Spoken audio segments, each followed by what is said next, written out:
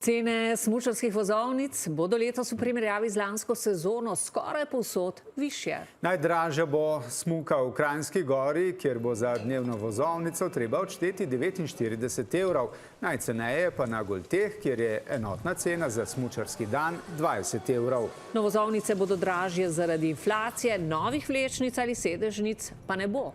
Mojca Hanžič.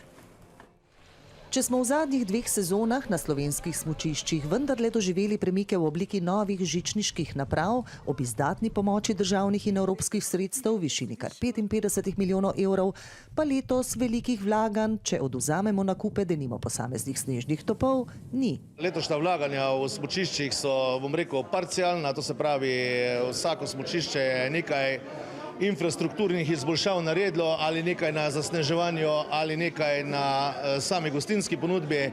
Konkretno pri nas na Kopah so ta investicijska vlaganja v zadnjih 2 letih bila zelo visoka. Na Kopah sicer obnavljajo hotel, novo bo tudi apartmajsko naselje.